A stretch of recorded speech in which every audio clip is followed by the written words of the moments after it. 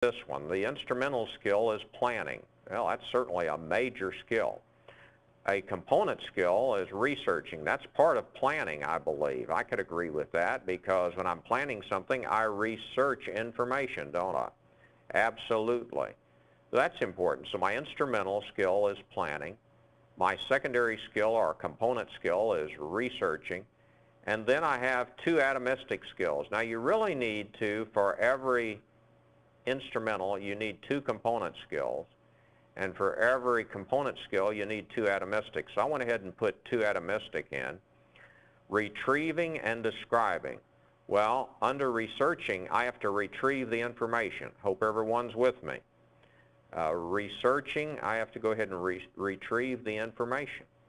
So that's what I'm doing. I'm retrieving that information. Then I describe what I've retrieved. I have to be able to describe it. And that may mean that's making sense out of it.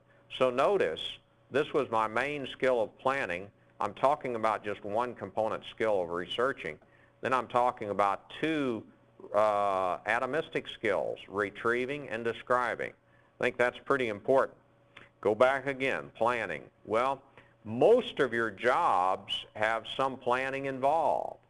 So some of you say, hey, that's a freebie. I just got one instrumental. Well, be careful. Be sure it fits. Don't try to take someone else's job task analysis and squeeze your job into it. You police officers, firefighters, be careful. Don't just take another task analysis from somebody and say, yeah, you know, that's the same thing, because you do things differently. All of you in different careers, remember that. It is different. No matter what you do, there are different things that you do and you operate on each day. So that sample task analysis we talked about, I think it's just one, two. Now let's look at another sample task analysis from Dr. Pearson. Dr. Pearson provides us with another area. He provided us with another instrumental skill of inventorying. Some of you inventory things. You're obviously electronic in that. A component skill of inventorying is receiving. You receive the merchandise. Perhaps. That is a very important component skill. Atomistic skill is unpack it. Now you may do the actual unpacking yourself depending upon the security level of it, or that may be your job. You determine what it is, you keep the inventory, you receive it, you unpack it, and you inspect it. What are you inspecting for? Damage, problems, issues, misrouting. One of the things is that as you look at all of these, the instrumental skill again is a central skill. That must mean that I do a lot of that, right? I do a lot of inventorying. If your central skill is inventorying, one of the 3 to 5, you must do a lot of that. Now if you build your first task analysis and you look at it very carefully and you say, whoa, inventorying is not something I spend a lot of time on, then maybe you need to shift those words again because you do not have your skills correctly listed. There must be something wrong. You need to go back and look at it. Remember, for every instrumental skill, you should have two components, and for every component skill, you should have at least two atomistic.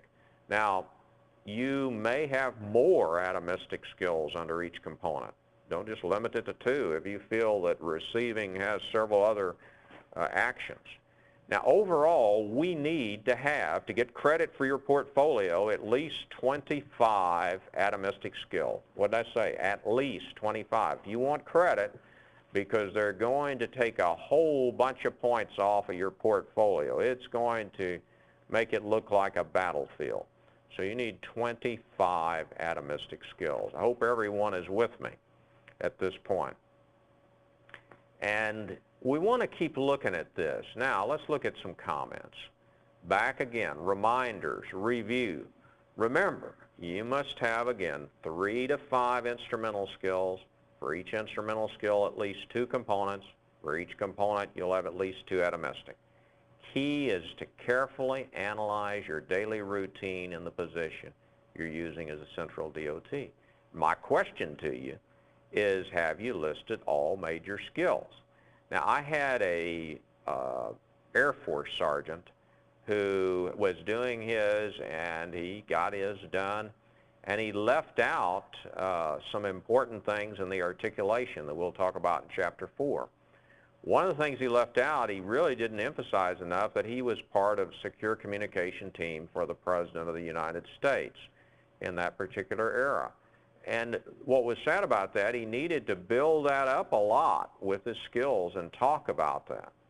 So you want to be sure that you emphasize all of the highest level things. And we talked about that under the application for work-life experience. You want to give us the best view of you. Now, we all have imperfections. We all have problems. This portfolio is designed for you to build a positive information base about your position. And again, I encourage you, once you build a portfolio, you maintain it electronically, that you keep it for your children and grandchildren.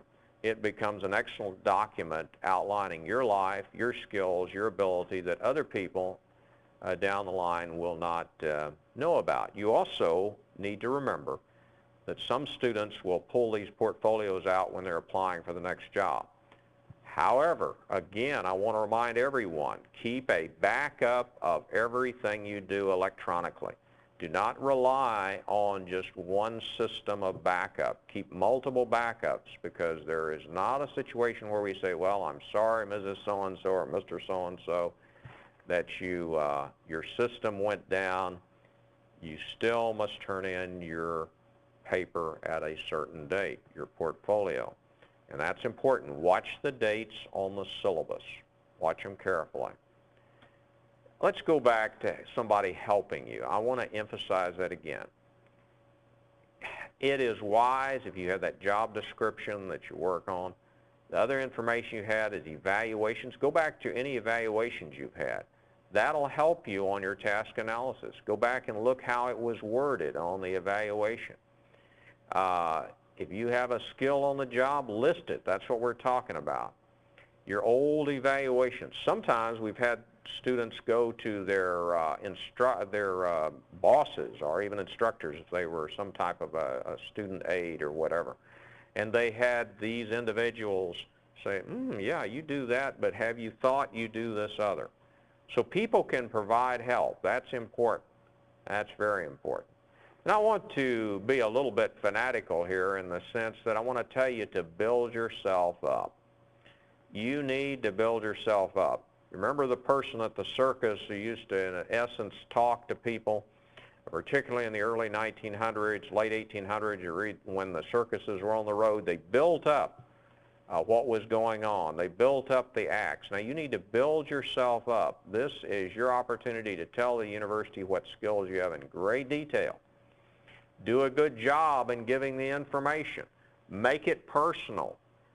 Down and look at it and keep dealing with it. Now you can go on with parts of your portfolio while you're working on the task analysis. Some students, as you're working on your task analysis, you're also going to Chapter 4 or Lesson 4, and you'll be working on your articulation. And you're at the same time you're working on the task analysis here. That's okay. Just keep keep your backup copies electronically. Keep everything going. Have your time set during the week to do your work and work on it. But this creates a great opportunity to build yourself up. Keep working with that as best possible.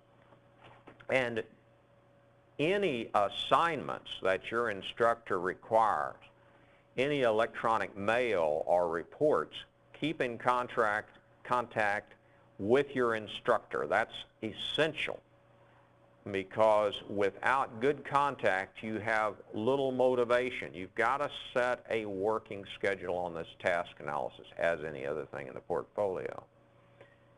Now, it is wise to make copies of form for the task analysis off of the Occupational Education website. So you take the form off of there. You want to continue to look at different words. Some words may be better than others. Keep making copies, playing with it. Some people play with it at work, at their desk. Some words may be better than others. For instance, direct is obviously a better word than boss someone. That's really going to create a stir. So directing is certainly better than the word bossing. So clean up your words. Look at them very carefully. Go back to the thesaurus and go back to your dictionary and look at that. And a thesaurus is useful because you can find words that you may have forgotten that you do and that should work. So make copies of the form for the task analysis. Be sure you do that. Now, I do want to admit, and we're admitting here as you can see on the slide, it's a major and lengthy process. Do the process correctly, great accuracy, and the remainder of your portfolio will be vastly improved. I don't know how to overemphasize what we're saying about these words, because when you're telling us about your skills and you're submitting those skills in the portfolio, let me tell you, you are bringing up the things that we award work credit for. We're not awarding work credit for being old. We're awarding credit for your knowledge. So that's why you need to say, oh, I've been in it 20 years. I should be excellent in this portfolio. No, you need to realize that you may have to present yourself on a knowledge base. Present that knowledge base to us. Say, here it is. This is what I know. It's not because I've been there so long. It's because I've learned things and I've experimented and I've become better. We want to be certain that everyone in the classroom knows that age is not a terrible factor in this thing. If you're young, you may have learned some things. Write them down. If you're older, you need to say, well, you know, what changes have I made? What's going on? Job task analysis, a very important part of this portfolio. So I want to reach the conclusion of Lesson 3. Lesson 3 conclusion. It is important that right now you have in this week's lesson, Lesson 3, you start on that application for credit, you work on the resume, you do the job description, and the job task analysis immediately. Don't wait around and don't put it off. Well, we thank you for being in Lesson 3. As I said, you should go back and look at Lesson 3 again. Be careful, and we know you can handle this task analysis.